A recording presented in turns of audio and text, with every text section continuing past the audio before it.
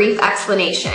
Basically, highlighting and contouring is trying to trick the eye into thinking that certain parts of our face are higher or are going towards us more, and certain parts of our face are lower or sinking away from us more. The reason why we do this is to create a little more angular or structured look to our face. This is why actresses and supermodels look so flawless in their photos and look like they have this amazing bone structure, which a lot of them do, but this makeup technique really helps. I actually learned this technique a long time ago when I was in stage makeup because we were doing a mock-up of a skeleton. So we were using black makeup and white makeup and filling in the hollows of our face with the black makeup and then highlighting the bone structure of our face with the white makeup to create this skeletal look. And that's basically what you're doing with highlighting and contouring, except for you're going to want to use a much lighter shade of BB cream or foundation that you normally would for your face, and then a much darker shade of BB cream or foundation that you normally would for your face. So that way you can create the highlights with the lighter color and the contours with the darker color.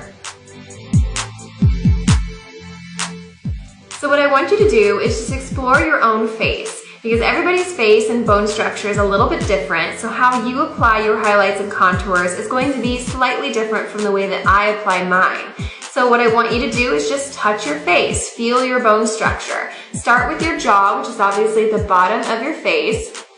You're going to feel that bone come forward and your chin as well. Then as you go up, you're going to feel it hollow out into those hollows of your cheeks. A lot of times makeup artists, you'll see people suck in their lips to see those hollows become even more apparent.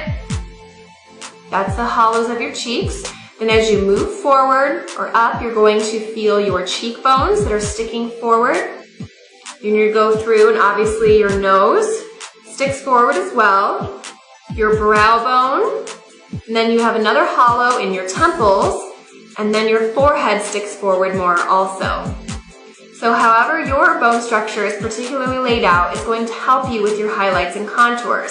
We're going to apply the highlights to the bones that stick forward more, again to trick the eye into thinking that they come forward even more.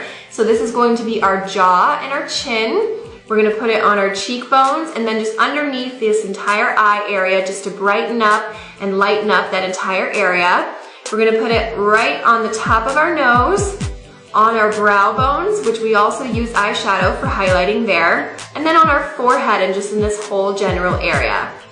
Then for our contours, we're going to be doing the hollows of our cheeks because those sink in, as well as our temples. And then I like to just go kind of along the outside edge of my hairline and all the way down here, and then underneath my jaw even sometimes, just to blend it all together. And then you can also go down the sides of your neck, on the sides of your trachea, and then underneath your collarbone to make those stick out more as well. I don't do that in this video with the BB cream, but I do another video with the concealers, so you can see that technique if you want to use that as well.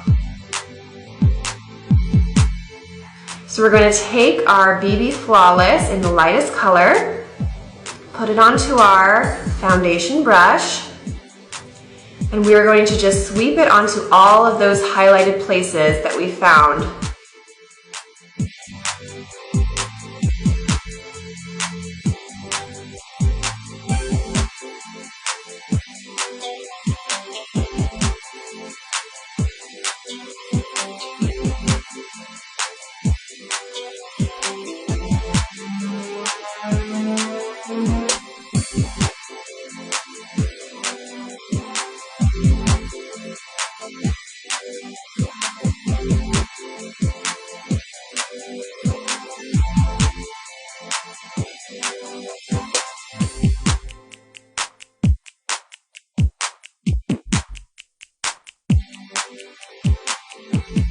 So we don't have to worry about blending right now. I know it seems a little strange and looks a little crazy, but we are going to blend later. But first, we're going to now apply our BB Flawless in the darkest color.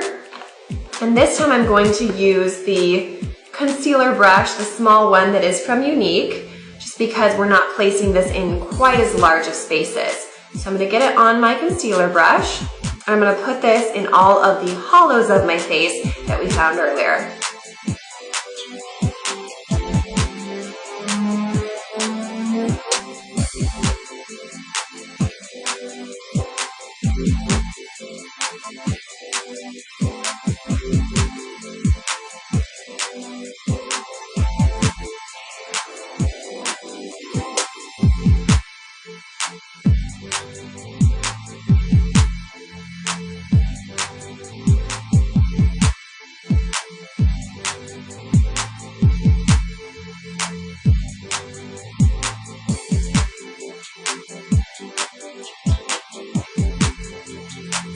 So now that we're looking sufficiently strange, we are going to start the blending process, and this is where you're going to really see this whole look come together. So you can use your foundation brush for this if that's all that you have, but just make sure to wipe out the color that you have on it from the BB cream that will get on the brush in between blending the light or the dark, so you don't mix the colors. You can do this by just brushing it out onto a towel or a paper towel, and that will do the trick. Otherwise, you can get a blending brush specifically for this type of application. I actually like to use this little sponge here. It's like a little sponge egg. And the reason why I love it so much for blending, particularly a BB cream or a foundation, is because the little pores that are in this sponge act like the pores of your skin. So when you're blending and you're using it, it gives it a very natural and flawless finish that doesn't look like brush strokes or anything like that for blending. So I'm just going to start blending one color at a time, and then I'll use a different side of my sponge to blend the other color, again, so we don't get that cross-contamination of mixing, so we make sure we keep that highlight and that contour separate.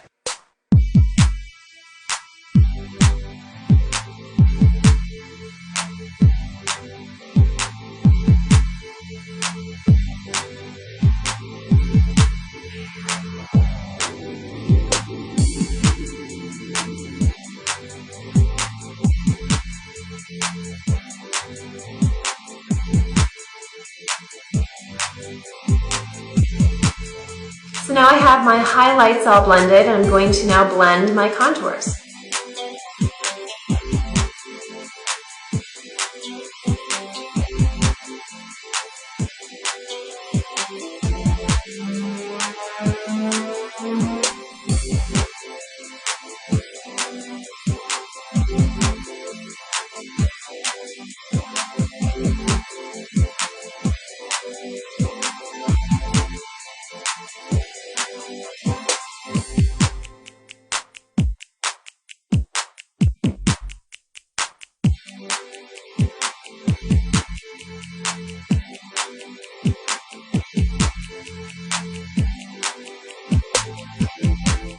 So after I finish my highlighting and contouring using the BB Flawless Cream, I just go about the rest of my makeup routine using my Moodstruck Mineral Concealers, Blusher, pigments for my eyeshadow, as well as the 3D Fiber Lash Mascara.